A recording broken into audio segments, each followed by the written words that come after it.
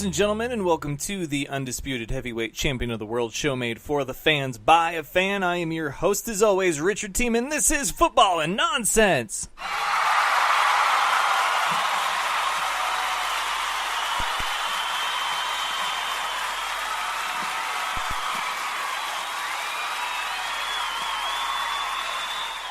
Happy Thursday. It is the last episode of the week here on the Fan Show. And of course, what does that mean?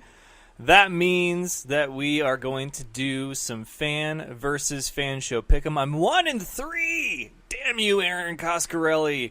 You beautiful, talented woman that knows everything. She is besting the men. And I say that with no offense because, oh man, we talked about it a bit last night. Cam Newton is in hot water. And, man, what do you do? Cam Newton, as we mentioned last night on the show, I talked about it, that if he was a more likable person, if he didn't find himself in what seems to be like the same situation, different season, we remember his post-game press conference or lack thereof after the Super Bowl. We remember other comments and things that he's done in other press conferences and taking the podium and whatever, but he does it to himself. At a certain point, I understand defending a guy that maybe you like, maybe he's your favorite player, maybe he's your quarterback, man. That's my quarterback. Maybe he's your quarterback. Maybe he is just, you're a Panthers fan, and he's a guy that you just have to, you feel like you need to defend as a Panthers fan. I didn't feel like I needed to defend Colin Kaepernick when he's still in the Niners. I was like, dude, bye, Felicia, okay? Because I just didn't care anymore. At a certain point, a line will get drawn in the sand. You'll either decide I'm going to defend this individual through and through no matter what, or, okay, I think that's my limit, and I'm going to be done now. And when something like this happens, the media eats it up immediately. We talked about that a little bit last night, too. But one of the consequences of that, of course, is that you're going to get a reaction from anyone and everyone. Anyone and everyone with a social media account, with a forward-facing camera capability, or somebody that just knows how to turn on the camera and flip it around, face it towards them, and record their thoughts for 30 seconds to however long they want to rant and rave for. So there are a lot of people coming to the aid of Cam Newton, but at the same time, for me, this is like 3 strikes, you're out. There's been so many issues about Cam Newton and his character, and we all know that I'm a person that prefers character over talent. The year of the big Mariota and Jameis Winston draft, I said, give me Mariota any day. The guy has the character that I believe will be of great value for a franchise quarterback. And then there was Jameis Winston, who had all the off-the-field issues coming out of college. People thought he was the more talented quarterback.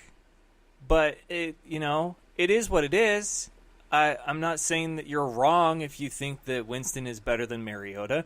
I'm not saying that you're wrong if you like Cam Newton. I don't. Plain and simple. I just don't. And that's the decision that I've made. I think that people have given him more than enough chances to right his wrongs. And, of course, people will see what they want to see. But at the same time, though, even if you listen to the entire exchange from yesterday, because I'm that person that believes that people that share a video of some incident happening at a stadium or some issue with a coach or a player, nobody is walking around constantly with Periscope broadcasting 24/7. No one's doing that. No one is walking around with the premonition to hit record 5 seconds before the entire issue, whatever it is, confrontation starts. People start recording once something has begun that is worth recording. So when it came to the Cam Newton comments yesterday, I went and looked for the whole exchange, because they only showed the clip. A lot of places only showed the clip that had his exact comment, and that was it. So it's like, you can take things out of context. Sure, anybody can play that game. But I said, okay, let's see what was asked, what he said, and then what happened after. So I watched. She asked a question. He responded the way that he did. Some people are saying that the way that she phrased the question is what caught Cam off guard. I didn't understand that, and I'm a fan. Like I didn't get that feeling that what she asked, it may not have been the words that I would have used, but that's a question that I definitely would have asked if I felt it was relevant, and she did.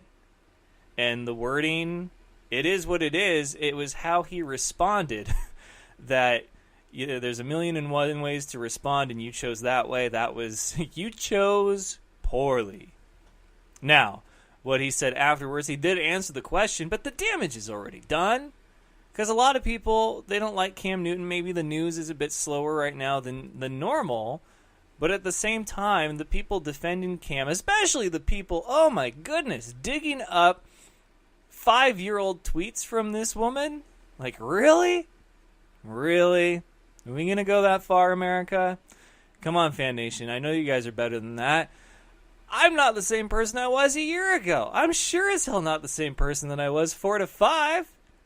That you're going to dig up tweets that are virtually ancient history when it comes to the world of social media? Cell phones outdate every 6 to 8 months now, and you're going to try to rally the troops and bring out your pitchforks and torches over a handful of tweets over 5 years ago. That's half a decade. Oh my goodness. What will we think of next? She apologized for him. If you guys found something I said 4 to 5 years ago, I'm not apologizing for it. Because chances are at the time, I either thought it was relevant, humorous, or I truly believed that to be the case. But it's just... Cam Newton apologized for something that happened yesterday, and now we're trying to turn the tables on a woman who already has a tough enough journey in the world of sports being a woman, being taken seriously at that. And now, because of a media storm against Cam Newton, who's apparently everybody's favorite punching bag when it comes to his comments at the podium, we're going to go digging. Get your shovel. We got to get dirt on this chick. I feel so bad for her. I really do. She's trying to do her job. People are digging up. She's got a verified Twitter account, and she's one of the beat writers. I doubt she was that 5 years ago, based on the tweets that I saw that people are going bananas over. So I say this, Fan Nation, and I mean it. I say it just, certain things you got to just let go. 4 to 5 year old tweets, that's probably something. Now, Skip Bayless says a lot of dumb shit, and he does it on a regular basis. And, of course, we like to bring up his old tweets to prove just how wrong he was. But there's got to be, an expiration date on just how old a tweet can be before you can use it as, quote-unquote, ammunition to help prove your point or against someone. People do it to Trump all the time. Stuff he said, 7 years ago, they dig up now. And it's just people's points of view can change. People can change. Oh, it's been so funny. But I almost forgot. That brings us to the headlines.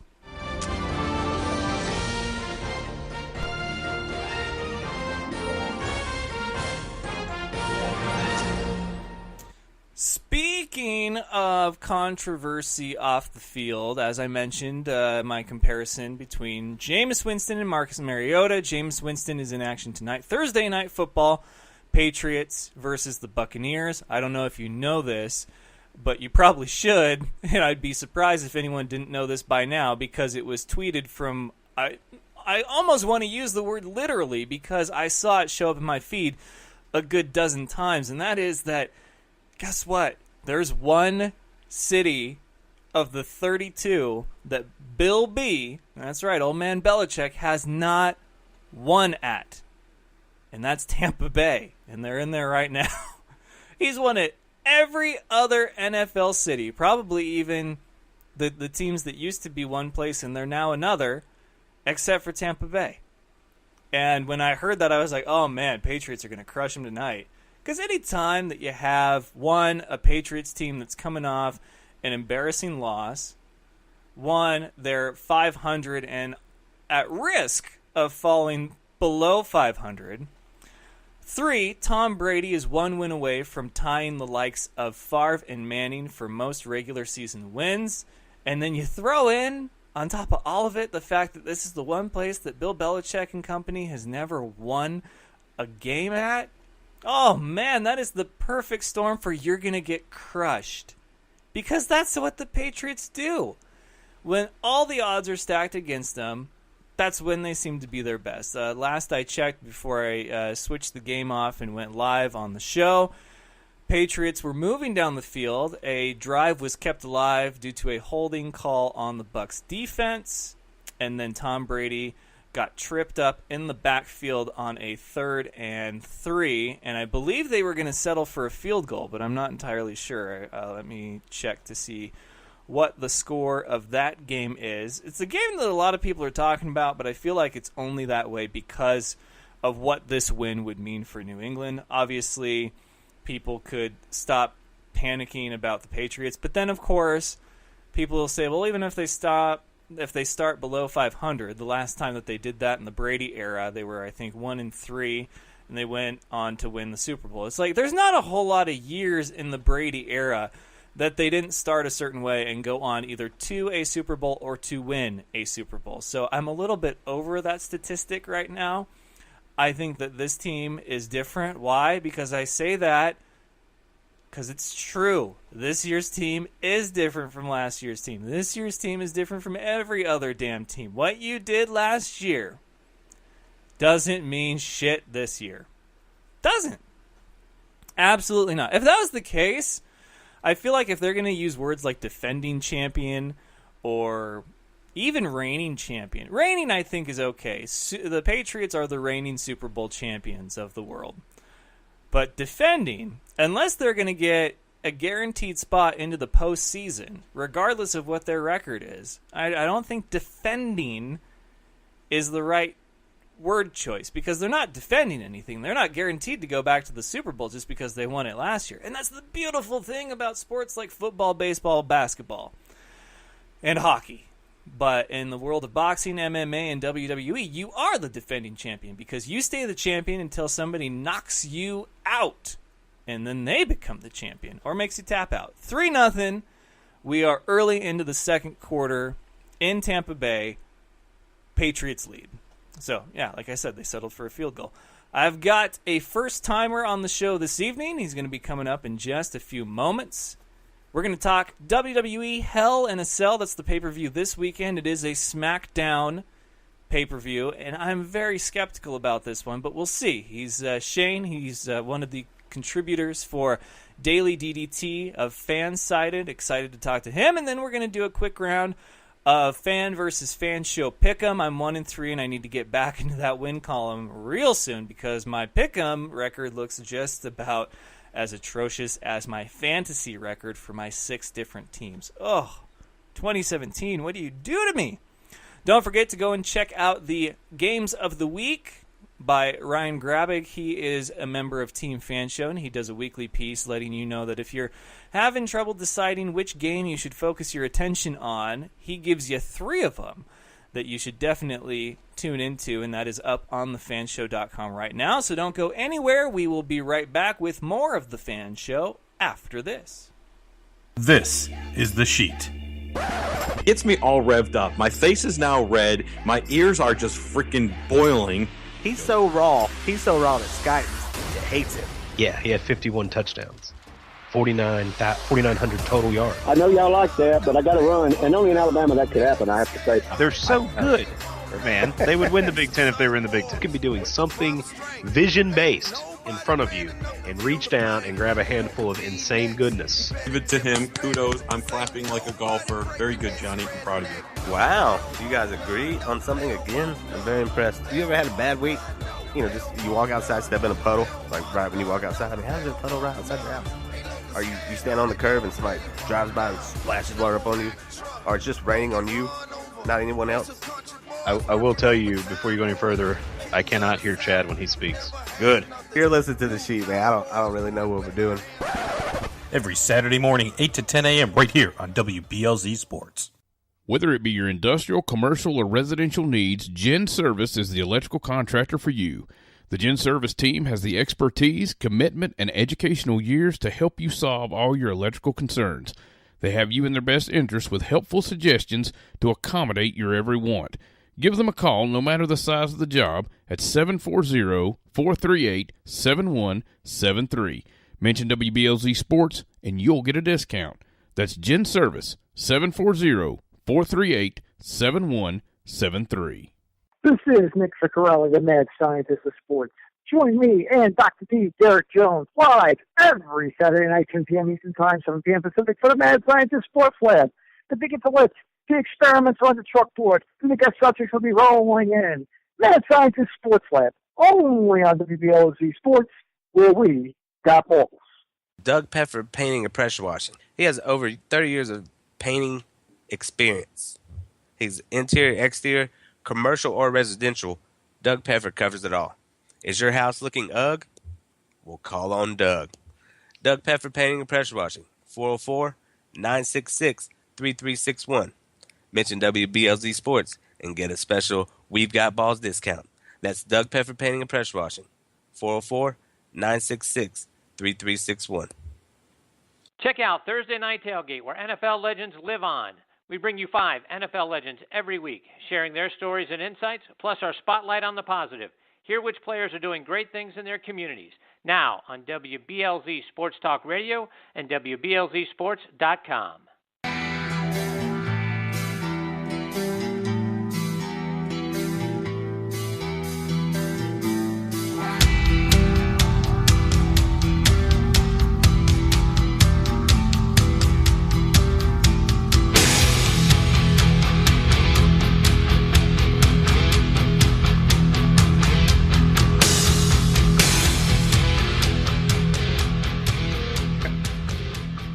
All right, ladies and gentlemen, we are back, and joining me is a member of Fansided, the daily DDT portion of it. So we're talking WWE, NXT, MMA. Also, it's Shayne Merriman. Welcome, Shayne. How you doing? I'm doing well. How you doing? Doing pretty good. I am excited to have you on. It's not every day that we get a new voice to be heard when it comes to WWE talk. But tell us a bit about the fan-sided side of this world when it comes to the world of wrestling. What all do you guys cover over there at Daily DDT? Well, pretty much everything wrestling. Fansided has its own MMA site, but we cover pretty much everything. Wrestling, New Japan, TNA, Global Force, whatever they're called right now.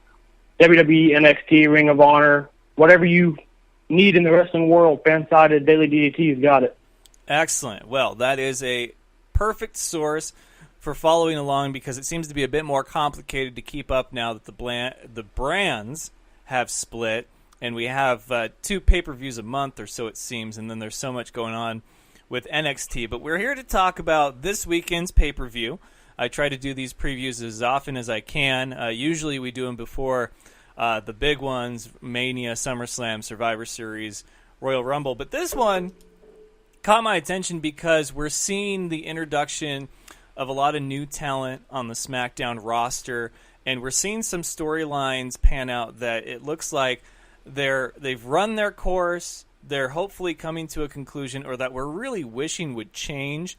And I watched last year's Hell in a Cell, and I got to say it was fantastic. Not only because of course, the first ever women's Hell in a Cell, but just the fact that, you know, they decided to go with these themed pay-per-views a while back, and I was under the impression that, okay, so we're going to have a pay-per-view called Tables, Ladders, and Chairs. That means that every match will be decided in a tables, ladders, and chairs match, but apparently that's not the case. We've got like 8 matches on this card, and only 2 are Hell in a Cell. When you first saw the card, what were your thoughts? Well, it was I was kind of surprised that the WWE Championship match wasn't inside a Hell in a Cell. Yeah. Because that match, recently, every Jinder Mahal match seems to revolve around the interference of the Singh brothers, so it kind of made sense that if they were going to be facing off at Hell in a Cell, they would be inside the cell. But that was the biggest surprise to me, was seeing, you know, Jinder and Shinsuke get snubbed for the Hell in a Cell match when that seemed like the most obvious rivalry to get the Hell in the Cell stipulation. Yeah, and my buddy James, the sports guy, who's another wrestling expert that I have on as a semi-regular guest to talk wrestling, he, I think, had probably the best quote ever, and I don't even mean that because he's my friend, but to describe Jinder Mahal. He said, "We have a guy who's WWE champion that has never been in a match where the crowd chanted, 'This is awesome.'" Yeah, right. Well, he went from being a virtual nobody, and then overnight he got switched to SmackDown Live and became the number one contender and then the WWE champion. Yeah, life can tell you fast. Yeah, just to put it in perspective, he's the only current champion right now that does not have merchandise, and he's been champion since May. You would think by now, if WWE had long-term plans for this guy, which it seems like they do, they would at least get him some kind of shirt or wristbands or something to wear. I mean, it seems like everybody else except for the Cruiserweight division has some kind of merchandise. And yet the WWE champion doesn't have any. Not only that, he's a superstar and a champion that I couldn't tell you, in all honesty, if you asked me and I had time to think about it and or Google it, what his finishing maneuver is called. Like, I don't even know what his top 3 moves are called, if he even has a top 3. It's just, I understand as a business perspective, Vince's point of view, we got to tap into this India market because there's however many billion people over there that watch wrestling. Okay, I feel like you've done your part, but now I'm concerned because I had all this hope that Shinsuke was going to go in and win and we could finally move on with better storylines and better talent. But now I find out that WWE is planning another tour over to India, and so we may not be even close to the end of the Jinder era. Right. Yeah, I know. They're planning another Indian tour in the beginning of December, and so it's looking like up until then even Jinder Mahal is going to be the champion, unfortunately. And you know what's going to really suck is that here is AJ Styles, who was a great champion and is a great champion. He's had this great run with the U.S. title and has had great feuds and matches. His most recent rivalry was, of course, with Kevin Owens, who is the former Universal Champion, so it doesn't seem all that mind-boggling to put them in the main title picture once the Superstar shakeup was over. But I fear that they're going to look back once AJ gets hurt or once one of their superstars gets hurt and think, man, we really should have done something differently with our main title picture, because this whole time you could have had people that are at the edge of their seats for the WWE title match instead of using it as either, hey, let's beat traffic or a bathroom break. Right, yeah. I mean, even outside of AJ Styles and Kevin Owens, there's Sami Zayn on the roster, there's Rusev, there's Randy Orton. I mean, there are a bunch of guys on the roster that are more over with the fans, better in-ring performers, definitely much better on the mic, that could be champion right now, that got looked over just because, like you said, Vince wanted to break into that Indian market.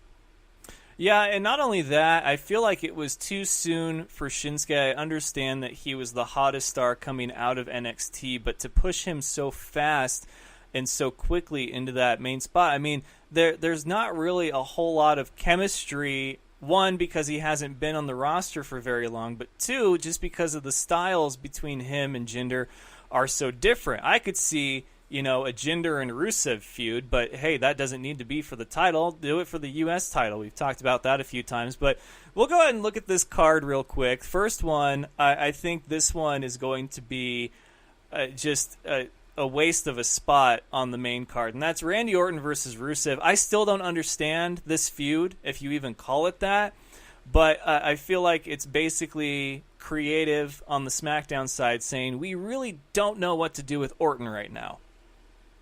Right, yeah, I don't think they know what to do with Orton or Rusev right now, so they just kind of paired them up with each other and said, give us your best.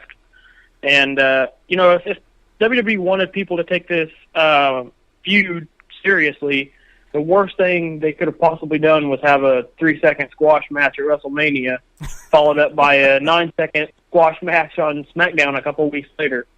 I mean, now I'm worried that this match is just going to be the same thing.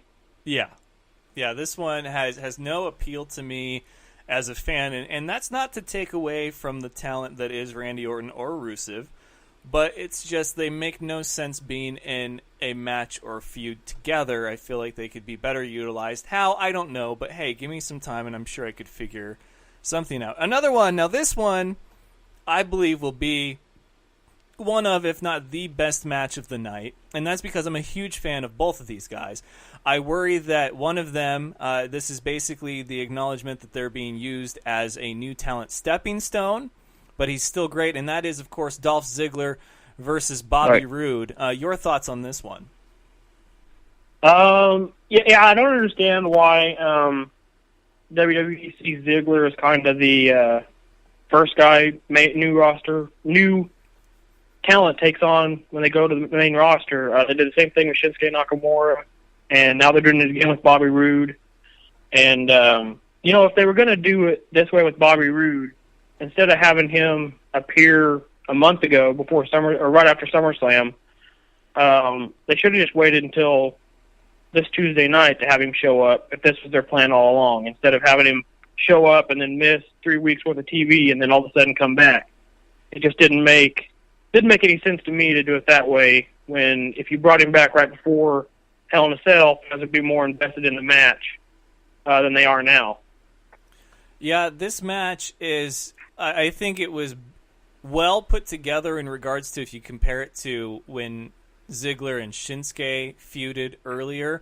This one makes more sense because with what Dolph has been doing recently as far as the trying to reinvent his character and come out to all these different entrances, this is perfect because Bobby Roode is exactly all of those things that Ziggler claims to hate right now. So I like the angle that they went with.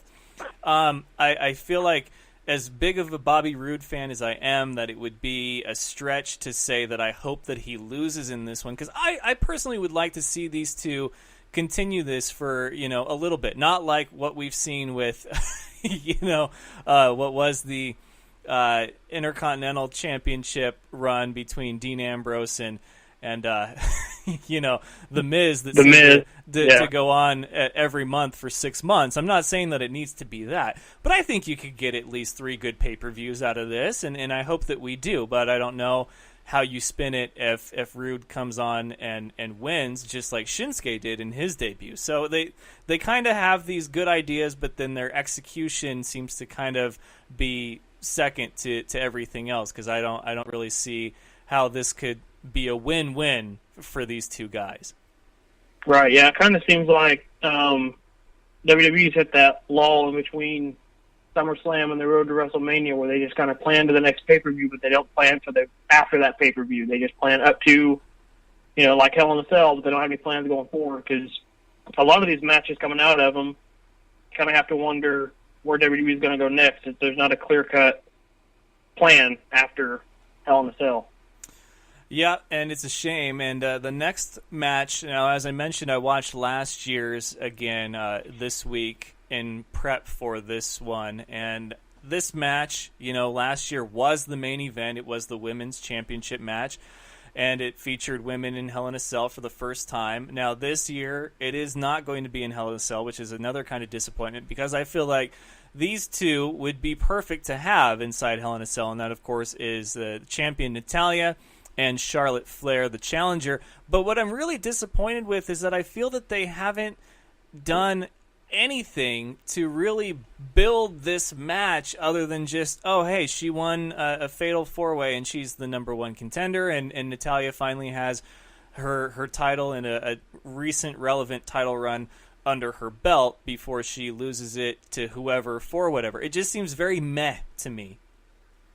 Yeah, WWE didn't really have a whole lot of time to build this feud up, with Charlotte being gone due to Rick's health scare. Thank God he's all right, but it kind of put a damper on any kind of long-term planning going into Hell in a Cell for Charlotte. But I hope they're not going to use Rick's hospitalization as a kind of a ploy, for lack of better words, to give Charlotte the championship, because I think Natalya deserves a little bit of a longer run than just a month or two. Yeah, I completely agree. I was the person that said that I cringed every time one of the announcers would talk about Natalya's heritage and pedigree as far as being a member of the Hart family. And I was like, you say that, but what has she done lately? It's almost like it's more embarrassing for her to have people talk about her like that, knowing that she keeps losing, than it would be if you just didn't say that and then she lost, then it's not as big of a blow. But here she is as champion. I felt it was long overdue and rightfully deserved. It may not be my favorite Natalya character that she is right now, but nonetheless, she is a great talent, and I'm glad to see them utilize that. Her and Charlotte, I could see having a great feud just because of who they are and what their families have meant to the business. But of course, you have Carmella with the Money in the Bank briefcase. We'll see what happens there. A lot of people, I feel, know more than creative does as far as when she could cash that in, because there's been people that have won it that cashed it in right away, and then there's been people that won it that seem to, it was part of like their entrance now. Like if they didn't have the briefcase, well, who are they? And then all of a sudden the calendar year rolls around, you're like, oh, they haven't done anything with it yet. Right, yeah. Yeah, I think the long-term goal is for Charlotte to win probably around Royal Rumble time, and that would be when Carmella would cash in, leading to a feud between them going into WrestleMania. I think that's the plan. Last I heard, that was the plan. But you know how Vince is. He can wake up tomorrow morning and change his mind completely. Well, the next one on the card, this one, I believe, will be, as much as I want it to be a top 3 match, I don't think it will be. And that's because there really hasn't been anything from Baron Corbin that makes me believe that he can, be the other half of a great match. AJ Styles can be about 75% of a great match, but that other 25%, he really has to have some help out there. He can't do it all himself. So this is for the U.S. title, again, not in Hell in a Cell. And Corbin, for me, he just doesn't do anything. I wish he would shave his head, because his noticeable receding hairline and thinning hair is just, it's not a good look for him. But this feud, again, also kind of thrown together, especially after he failed to cash in his Money in the Bank. Right, yeah. I was really kind of hoping they'd add Ty Dillinger to this match, make it a triple threat, just to kind of give it something different. But I was disappointed that they didn't, because like you said, AJ can carry 75% of the match, but he needs that help there, the 25%. I don't think Baron Corbin can do that, but at least if Ty would have been out there, he could have carried at least, 10, 15% of it, and let Corbin carry the rest of it. But, yeah, it'll be interesting to see how Corbin bounces back after his feud with Cena. AJ's been, his whole career, he's been better at putting over people than Cena has. Not to say that Cena buries people, because he doesn't. He's given a lot of people a lot of great rubs, but Styles always seems to work harder at making the younger talent look better than Cena does. Yeah, he's. I don't think he's a jobber or anything. I think he is a phenomenal, pun intended, talent to have there. But man, when he was champion, it was so great. And yes, he is a champion, and he's a great champion. If he lost, I would like to think that it meant that maybe they're going to give him another push back into the championship picture. Because, I mean, if you look at the SmackDown roster, it's like you see the names. AJ Styles is obviously the one that's going to pop out instantly to you, and you wonder, why the hell isn't he in the main title picture? So this could maybe bring about a little bit of change, but at the same time, he would have a rematch, and so then we're talking another match between him and Corbin, and then more than enough time to screw everything up. So I won't get my hopes up for that, but I do like that he is one of the champions on SmackDown. The next match is one of 2 that is in Hell in a Cell, and it is the Usos versus the New Day. This is pretty much SmackDown's version of the Intercontinental title picture, where it's the same feud with the same guys, just a different stipulation this month. And I know that these 2 groups are great, and especially great with each other. I do not like the Usos' new personas. I miss the tribal dance and the war paint. And the New Day has just kind of run its course with me. But nonetheless, they're still very talented individuals. Hopefully this is the last time they face each other. And I think I don't know if it's Hell in a Cell worthy. Like, I don't know if these two teams are ones that, like, the Hell in a Cell is the next level that you can go to, but it'll be interesting nonetheless. Yeah, this is the match that it kind of boggled my mind that this was the match they put inside Hell in a Cell instead of the Yender Shinsuke match. Like, I understand kind of the Shane Kevin Owens match just because those two aren't afraid to do some crazy spots, and I'm sure that New Day and Uso will do some insane spots too. But yeah, the only problem is outside of the New Day and the Usos, SmackDown doesn't really have a tag team besides those two. They have the Ascension, but they never use them. Tyler Breeze and Fandango are used more for backstage segments than anything, and it looks like at Hell in a Cell they're going to break up Ryder and Raleigh on the pre-show, hopefully, and that only leaves Gable and Benjamin as the other potential tag team for them to go up against. And so, like I said, outside of the New Day and the Usos, that's the only two tag teams you have to put in the main title picture. Yeah, Gable and Benjamin are an odd couple, but yet they make a lot of sense to be together just because of their wrestling styles, but they're clearly on very different pages as far as how long they have left with the company, how many miles they have left on their respective tires. But the Hype Bros were in a tag team match against the Ascension at the live event that I was at, and I like them as a team. I wish that the Ryder push, when that happened, would have lasted a bit longer, especially considering that he finally won at his first WrestleMania, but then, oh man, was that ever short-lived. And, you know, this is a guy that the fans, kind of like Daniel Bryan, the fans will let you know that they like him, but you've got to help them out too, and maybe they just got long-winded from trying to help push him. I do love Mojo Rawley. I think he's a great talent too, but we'll see if they work out better as singles as opposed to a tag team. The next match, of course, this one is the second of the two in Hell in a Cell, and it's almost as if somebody says Hell in a Cell and you have Shane McMahon go, oh, I'm sorry, did someone say Hell in a Cell? Because here he is against Kevin Owens for his signature match. Yeah, I wrote an article earlier today for Daily DDT about why Shane should win. I'm not going to go into all that. You'll have to read that on the website. But, yeah, Shane's just one of those guys that you look back through his career, he's remembered for being a daredevil. Like, top daredevils in the company is like Shane McMahon and Jeff Hardy during the Attitude Era. It was just, those were the two guys you thought of when you thought of crazy spots. And hopefully Shane doesn't do a dive off the top of the cell. But I'm kind of thinking they might do a pop-up powerbomb to the top of the cell just because that sounds like something Vince would okay and Shane would want to do. And, I'd love it. I'd love it.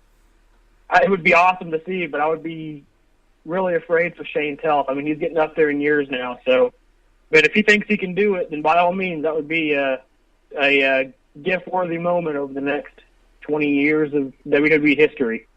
Yeah, and the Owens-Styles feud, I wish so much would have been over the WWE title because Owens was fresh off his Universal title run. He has been a phenomenal heel. He really has. He's played the part so well, and people love to hate Kevin Owens. And AJ, of course, a great talent. They worked very well in the ring together. They had great chemistry. But, you know, you wish in one hand and you know, in the other. But I think that this is good as far as how they've built it, how they've booked it. So I'm excited for this match because I know that Shane's still got it. He's one of the more active guys in his age bracket, and I think that it shows. So this should be a decent match. It is obviously, like I said, Shane's specialty. And then, of course, Kevin Owens is going to be great in this match as well. He's one of those 75%ers where he can carry a match a long way, but he still needs that other 25, and Shane can clearly make that up, if not a whole 50. So that one should be good. Not concerned about it. And one that I'm not really concerned about just because it's not even in Hell in a Cell, and that is the championship match, the last one on the card. Shinsuke and Jinder once again. The storyline, again, it wasn't there. The build-up, it's been really half-assed in my feeling. Like, I almost feel insulted as a fan for the promos that they've cut over the last couple of weeks. But here we are. This is our, the title match for SmackDown. Yeah, like you said, the promos leading up to this match were just insane. I don't know who. I mean, obviously Vince approved the promos; everything goes through him. But whoever wrote those promos is an insane man. Thinking those would go over in any capacity today. Maybe back in the '80s or '90s, that stuff might have went over. Early 2000s, that stuff might have worked. But in the day and age that we're in now, for WWE to think that those would garner any kind of positive reaction from the fans is just completely crazy. But like I said, this doesn't look. It looks like the end of the feud. It looks like the end of the road for Shinsuke. Where he goes from here, I don't know. Maybe a match against Bobby Roode. I would love to see a long program between him and Sami Zayn after their awesome match they had before WrestleMania 32. But yeah, it looks like Jinder is going to carry the belt probably all the way through to Royal Rumble, and hopefully he doesn't go into WrestleMania with the belt. I'm hoping that AJ and Shinsuke will fight for the belt at WrestleMania. But it looks like we're going to have to put up with Jinder Mahal for a little while longer. Yeah, and it's really disappointing. I mean, you look at the SmackDown roster, and even though Superstar Shakeup kind of screwed him over, you still have some really good names on the talent or on the roster talent-wise. I think Ty Dillinger deserves a bit more action. It looks like they've been giving him that, so that's a good sign. AJ Styles, Kevin Owens, Shinsuke, Bobby Roode, and Ziggler. I mean, there's 6 guys that have not only the mic skill, but definitely the in-ring ability to have a great match that are leaving the crowd going, this is awesome. And you just don't get that with Jinder. His character, his in-ring, you just don't. And I'm not knocking the guy. I think he's a nice guy. It was a pleasure to meet him when I got the chance to last week. But they're playing the race card. And I think that if it was anybody else at any other time, really, I mean, I don't know when the last time we got into a big race thing, especially for somebody that's from India, not from like Afghanistan or whatever, like they did a few years back. But it's just they need to do something, and I get that this is Vince and this is business and what's best for business. But what about the fans, because we've got guys and women out there that their merch is flying off the shelves, that people are standing and applauding midway through the match over how great it's been, and then they're left with the memory of how great the match was as a whole, and he just doesn't do that for me. So this one, Hell in a Cell 2017, I put it as a 4, maybe as good as a 5 out of 10, and that's because there's only 2 matches that really stand out to me, and I think it's going to take a lot for those 2 to make up kind of for the others. But I don't know about you. That's what I gave it as a pre-grade going into Sunday. Yeah, going into it, like you said, there's only there's 2 matches that jump off the page that I am sure going to be awesome, and that's the 2 Hell in a Cell matches. The only other one that I'm kind of vaguely interested in is the Roode versus Ziggler match. I'm sure AJ Styles will put on a good match, but right around 5-6 stars is where I would put it going in. Coming out of it, we could be surprised. It could be, every match except for the Jinder Shinsuke match could knock us out of the water. But that Jinder Shinsuke match, and not a knock on Shinsuke, it's more on Jinder, could be the one that kind of kills the crowd. I think that's why they don't want it to go on last. They don't want to kill the crowd with that match. Yeah, that's very true. Like I said, it's hey, if you want to beat traffic, we should probably go now, and it's a shame that the title picture has come to that. But I would like to see a good mix of these great talents that SmackDown has, and the only reason why I gave it such a low pre-grade is because I remember the last time that they had a card booked that seemed like they nailed it on every single one of them, and it fell so flat, I just couldn't believe it. And then Raw follows up with great balls of fire of everything, and they knock it out of the park. I was like, okay, so clearly I need to have low expectations and then hope that I am pleasantly surprised, and that's my feeling going into Hell in a Cell. So we will hope for the best, and with that, then, we're going to shift gears from WWE to NFL, a little segment that I do every Thursday here called Fan versus Fan Show, where we're going to predict the winners, a one-on-one of the 5 best games of the weekend. And you are a Chiefs fan, is that correct? That is correct. Oh, man, we're doing much better than I expected us to do this year. I am extremely surprised and impressed. Excellent. Well, yeah, I think the Chiefs are for real. I think they deserve all the respect that they're hopefully getting. I am an Alex Smith fan, but you guys have great talent on both sides of the ball, offensively and defensively. So it's a great time to be a Chiefs fan, and I believe that is one of the games that we will talk about. But first up, one that I had circled that I thought could be a rather very good game this weekend, and that, of course, is going to be the Carolina Panthers against the Detroit Lions. Carolina 3-1, Detroit 3-1, and people are sort of 50-50 on which team is for real. Panthers coming off a huge win against the Patriots, and then, of course, the Lions coming off a big divisional win against the reeling and wounded Vikings. Your pick for this one? Yeah, I think I have to go with Carolina. I think they're going to ride too big of a high coming in off that win in Foxborough against the Patriots. It was a great game. Cam looked like 2015 Cam. He looked like the year the Panthers went to the Super Bowl in that game. Detroit has about the same level of defense as the Patriots do, maybe a little bit better, so it might not be nearly as high scoring or as high offensive a game, but I think another close one, but I think Carolina pulls it out in the end. All right, and I am actually going to lean towards the home team Lions, and I made the mistake of picking against them last week, so I think the Lions are for real, and I'm going to go with them to get the win at home against the Carolina team. So that brings us to our next game then. This one, a big divisional game. This time last year, this game was a pretty big one, but then the teams went 2 very different directions, and that is when Seattle goes into L.A. to take on the Rams. Your pick for the Seahawks-Rams? I think Seattle's defense is good enough to stop the Rams' offense. As good as the Rams' offense has looked in the last couple of weeks, I think Seattle's defense is good enough to stop them. The only problem I could see in this game is, can the Rams' defensive line get to Russell Wilson? If that happens, LA has a good chance, but I think if Russell can evade them like he's done so well the last couple of weeks, the Seahawks will walk away with this game. Yeah, and for me, as a fan of a team in this division, I've seen what these teams mean to each other, and of course the Rams have been that thorn in the side of Seattle over the last several years, and I think that this game is probably going to come down to the fourth quarter and what Russell Wilson either is or isn't able to do at the end of the game. It's probably going to be a close game, very defensive. I'm going to go with the Rams on this one, actually, just because I feel like the Rams have a bit more going for them than Seattle does right now, despite the fact that all of a sudden Russell Wilson scrambles for a 30-yard completion, and then it's in the end zone and game over. So we'll see what happens in L.A.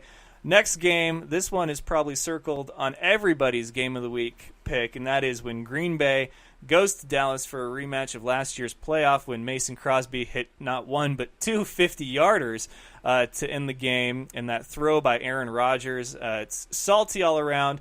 Green Bay wants to keep rolling. Dallas needs to get back in the win column. Your pick for that game? I have to go with Dallas. I think Green Bay is too injured to keep up with Dak Prescott and Ezekiel Elliott. If Zeke can find the answer he's been looking for the last couple of weeks, he's been kind of slow on the offensive side of the ball. But, yeah, I think Green Bay just has too many injuries on the offensive side and defensive side to keep up with or slow down Dallas. You know, Aaron Rodgers be damned, you know, because he's a great quarterback and he's one of the most clutch quarterbacks in the NFL. But I just think Dak and that high-powered Dallas offense will be able to run away with it. Well, actually, this is one of the few times that I'm going to go with the away team. I like Green Bay, and it's because coming off of last week, you saw Dallas get into what looked like a shootout. It was 60-plus combined points between them and the Rams, and that's not something that you expect from the Rams, except for it looks like the 2017 Rams are a bit different in that aspect. Well, this is another game with a high-powered offense being led by none other than Aaron Rodgers. I will go with the Packers. Now we're going to talk about your game, Sunday Night Football, undefeated Kansas City, the last one of the unbeatens, will go into Houston to take on a red-hot Texans team. Do I even got to ask? A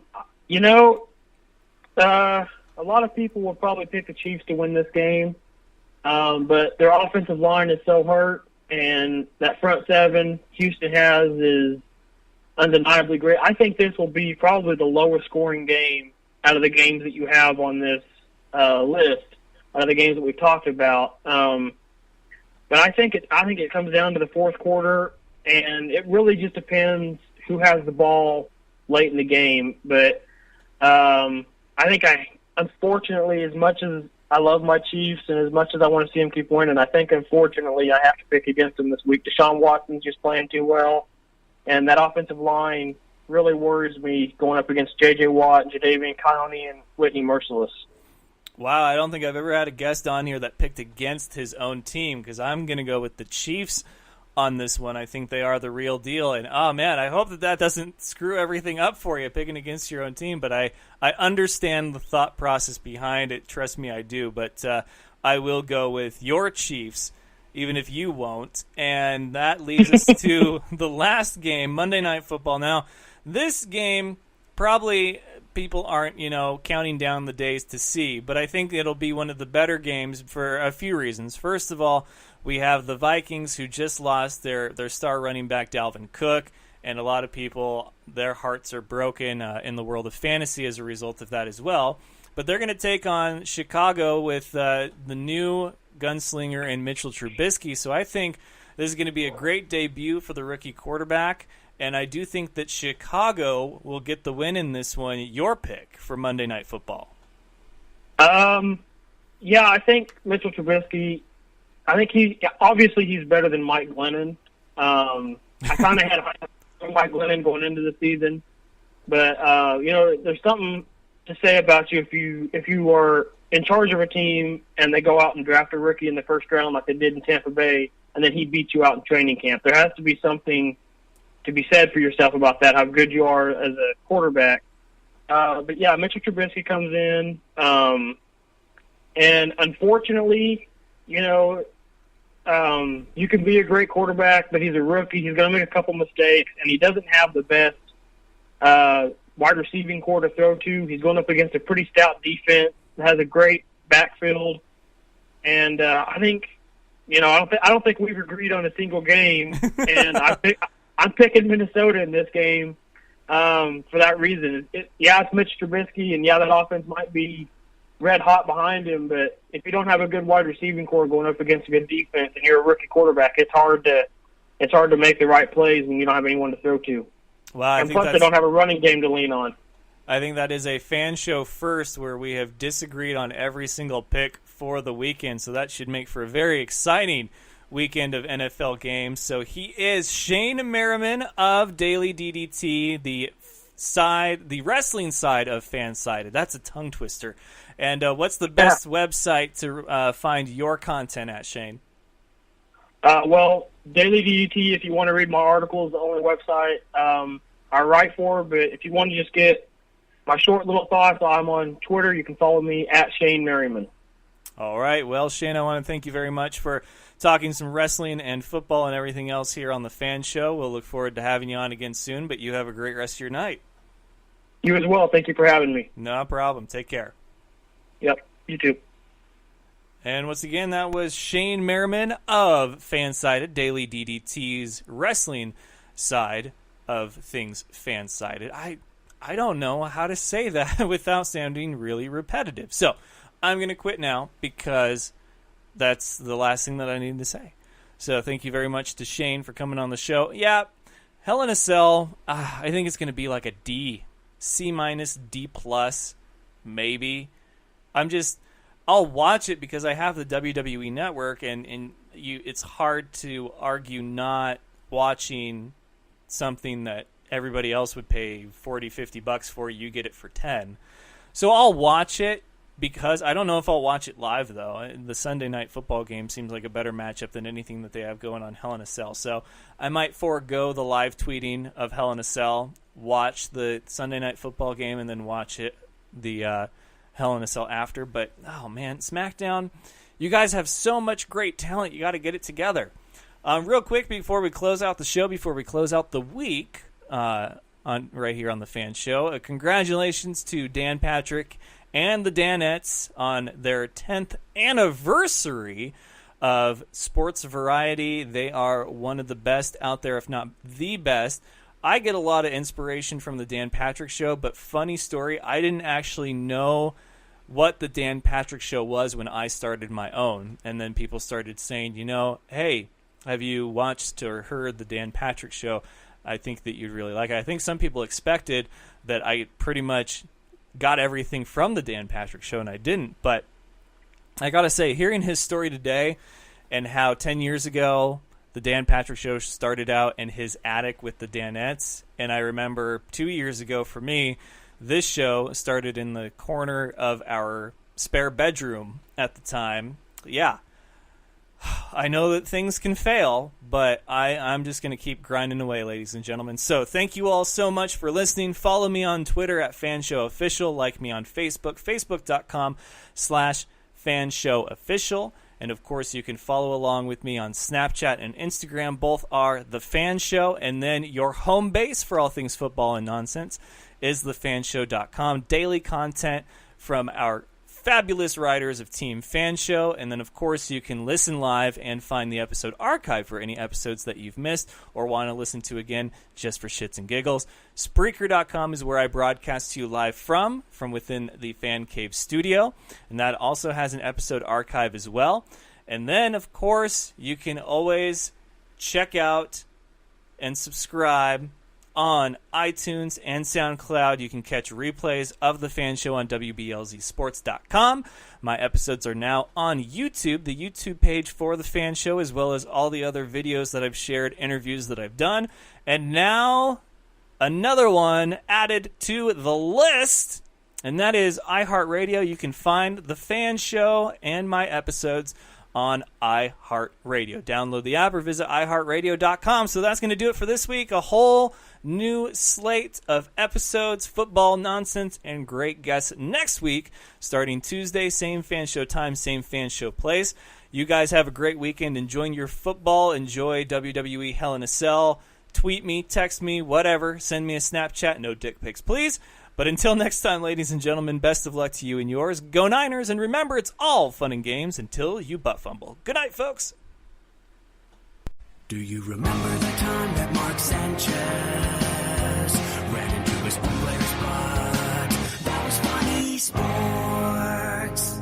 Thank you for having me on the show, man. I love the Fan Show.